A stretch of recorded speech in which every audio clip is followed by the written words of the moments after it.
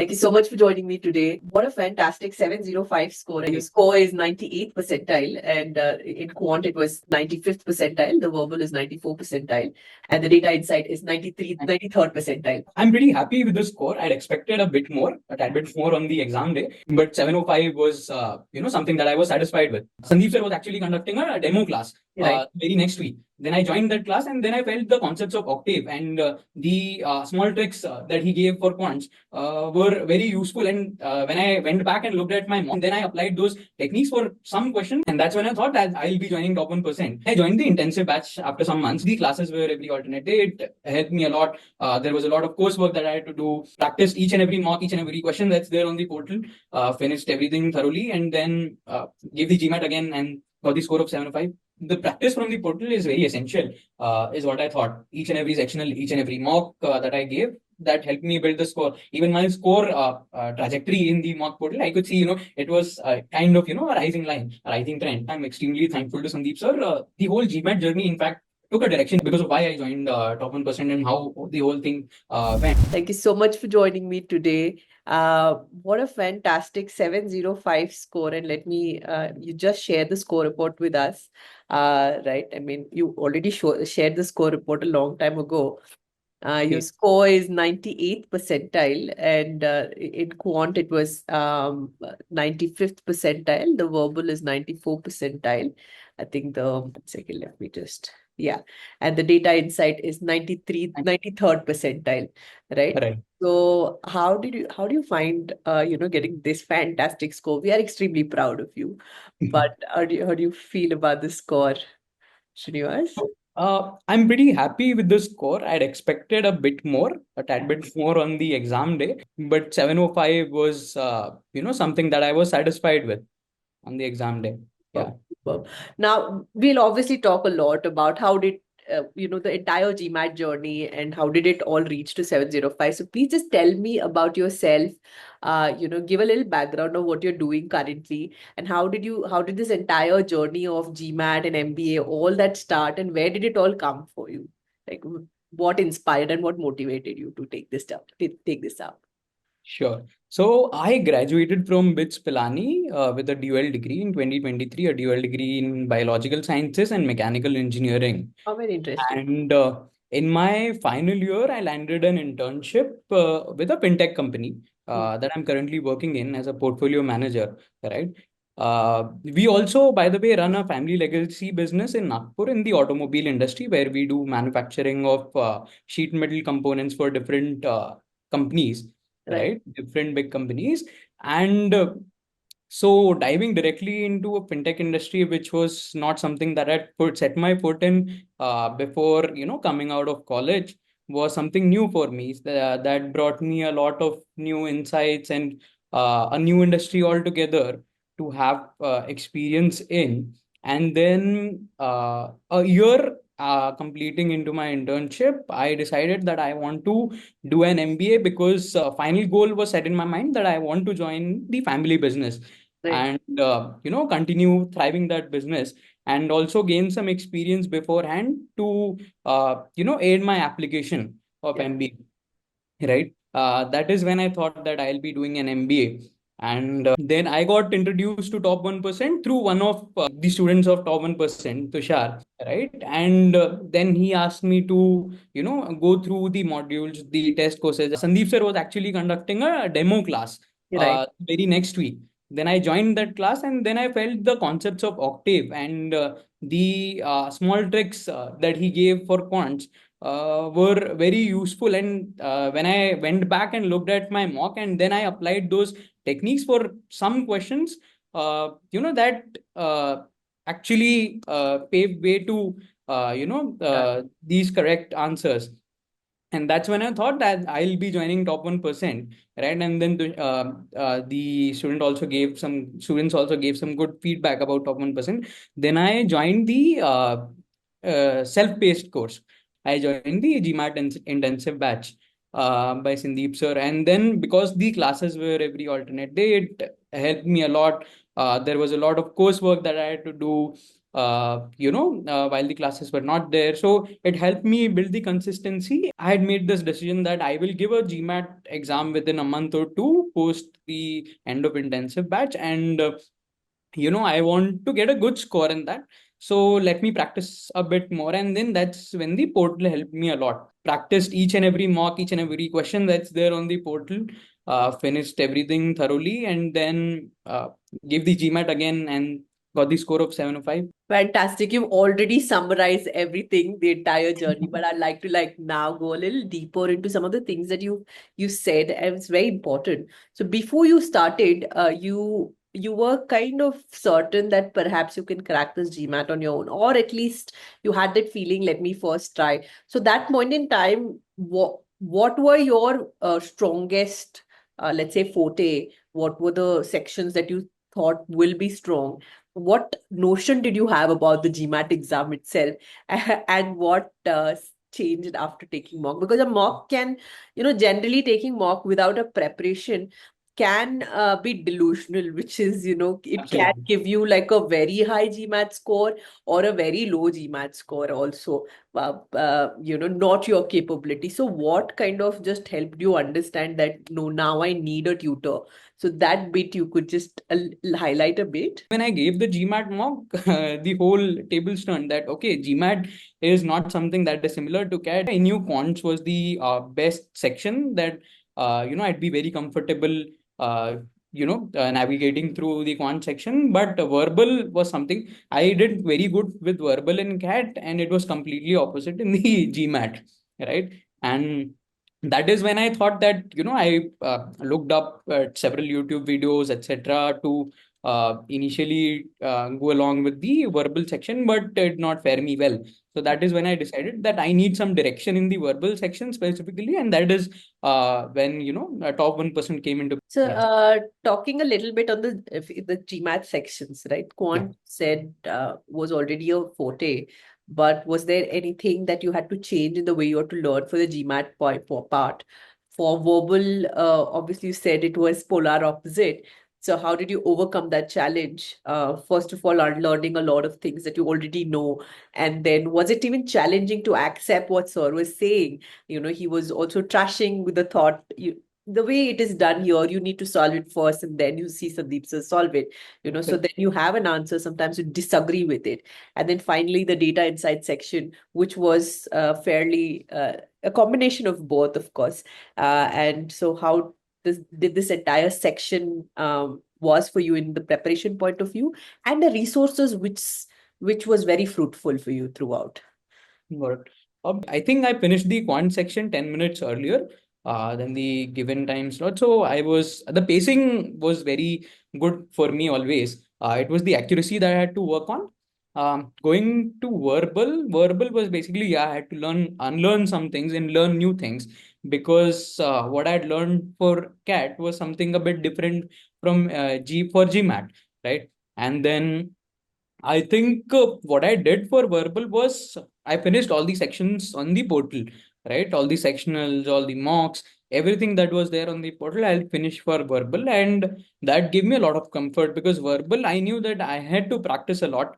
Even though I knew all the concepts of octave, the intensive course helped me a lot, because we used to practice along with Sandeep sir, right? And then the question when he used to solve there were a bit of disagreements that I always had, that this question's answer should be this, but then the way Sandeep sir explained, it actually molded the correct path, how to approach that question and how to find that specific answer.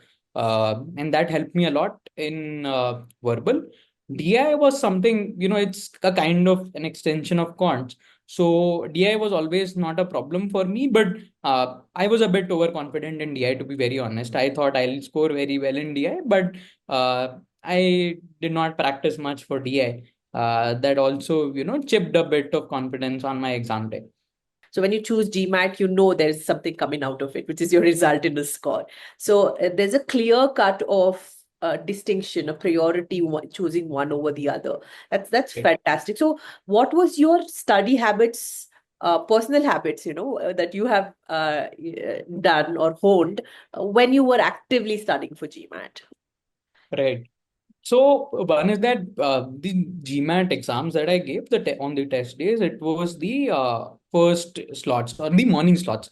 It was 11 to 1 slots. And I always knew I was comfortable with finishing the exam in the mornings because that is when my mind's most active. I always knew this, that 11 to 2 or 11 to 3 slot is when my mind's most active, right? And then what I used to do is that I could not do it on the work days, but on the weekends, 11 to 1 was, or 11 to 3 was always fixed for my preparation. Hardly a 15-20 minutes break in between here or there. But, practicing all the sectionals and then giving all the mocks, all of those, I usually did those on the weekends in the morning. And in the work days, evenings went into practicing these questions. And then obviously before practicing, there was intense batch that helped me build that consistency, right? So habits is that I had to practice every day. If I left one day, then the next day, I had to push myself a bit more. That okay, yesterday I did not practice. Today I have to maybe put in a few bit of hour more into the practice. So that is where I knew that I had to give in these many hours or these many questions I had to finish off for this specific topic, this specific section, and I had to do that within a week. So I had a weekly plan for that.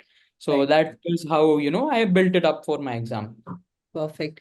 Was there any anxiety or stress just before the exam, or like how well prepared were you before the exam? Like so how many mocks had you given? Did you choose to take mocks from the portal? How difficult? How was the score? Then finally on the exam day, how was your thought process, mindset per se? Right. So I knew that I need a lot of calmness before, going into exam. Generally, I'm a bit anxious, and that I always knew that I need to suppress that specific thing on my exam day. What I did was during my first mock, half an hour before the exam, I sat down very quietly. I reached the exam center 40-45 minutes before that, 15-20 minutes of revision, and then around 20-25 minutes of just peacefully, calming my mind. Uh, and then not thinking about the exam, just thinking about, what I want, and then where I am, the present condition that I'm in. And then, the exam went well. But yeah, I mean, I knew verbal would chip my confidence a bit. Verbal was always something that was a bit difficult for me. That is why I took my break just after verbal so that I could, settle down in case my verbal did not go well. I wanted to focus a lot on DI. And that is where the break also helped me during my second exam, right? I took quants, I finished it 10 minutes earlier. I was a bit high on confidence. Then the verbal came, 10 questions into verbal. I was like, okay, I might have already gotten three wrong. I did not want to get more wrong. And then finished the verbal section. I was a bit low on confidence, took the break, built up my confidence again, and then went into DI, right? So though that 20 minutes of just calming down my mind before the exam, that helped me a lot because quants went very smooth because of that. And then the break also helped a bit because then I had to balance my DI accordingly, so that I do not mess up with the exam finally. Yeah. Your second attempt, right? Second attempt, yes. So your second attempt was after how long, and how much of the time did you give time? So in your second attempt, how long did you actually take to prepare or re-prepare and then finally give your GMAT? Almost 3 months between my first attempt and my second attempt. In those 2 months went into, the product again. And then I had a full month, to focus on my examination. And that is when I had also talked to some of my seniors in the company that, I want to focus a bit here. So I'll have to maybe shift a bit of responsibilities here and there, help them, obviously, along with it, but then also focus on the exam parallelly. So that is how I gave my second attempt, and then it panned out with a 705. Yeah. Fantastic. I'm so super impressed with the trajectory at work, trajectory with the GMAT. Like there's so much of clarity that you've had, and it's brilliant. It's what we hope that every student has. I mean, they have to succeed at work. They have to succeed at, because then you would succeed in the college that you would like to apply. Now you have the choice to apply to any school is limitless. That you're not limited. Yesterday I was just talking to one of the other students who had a 705 score, and she already has an admit to do Wow. then done, and probably few more in the round two. So what about you? Have you applied now, or are you going to give it a wait? Maybe take another another year to professionally kind of have some projects, some interesting projects. So how are you looking it through? So, I mean, I finished my GMAT last year, October, right? And then I was thinking of applying in round two. I talked to a lot of alumni and then a lot of consultants. I talked to Autry, right? And then I thought maybe I was lacking a bit on WorkX because I had just graduated out of college in 2023. Not a lot of WorkX in my resume, in my profile, right? So I thought maybe I'd wait a year. So I am planning to apply round one this year, right? And yeah, I think maybe, I mean, we have some projects coming along the way, but my priority would again be applying round one this year and seeing, But the remote. entire thing changes because you can still be working. You can actually take some interesting project that can highlight your Absolutely. application. Uh, Absolutely. and network, starting with the one of your ex-colleague or your someone you said who, Correct, correct. RCBO, correct. yeah, From from Kellogg, and Philos. network as much as you can. And now that you're free from the GMAT aspect of it. So fantastic. If you have to summarize the whole experience of the GMAT and next the MBA, what are the do's and the don'ts that you would like to just put it in list? First of all, don't say procrastination because I knew I procrastinated a bit with my GMAT. I pushed my timelines a lot that I should not have done. If you lose a week's, the firepower, then starting again is a bit difficult. You'll have to start again. Maybe you're going back a week more if you stop for a week. It's like 2 weeks of lag, right? So I suggest that we do not build that during the whole journey. Second is that uh, a lot of practices needed, to be very honest. Even if so I got, so I'll give you one more this thing. Basically I got 745 in one of the official mocks, right? But then I could never get more than 705 in the portal's mocks because I always knew they were a tad bit harder than the official mocks, right? And so what I would always suggest is the official mocks might give you a good sense of the score that you would get on the exam day, but that is obviously a bit inflated, right? You might not actually score that much. Lucky if you, or good if you score, but the practice from the portal is very essential.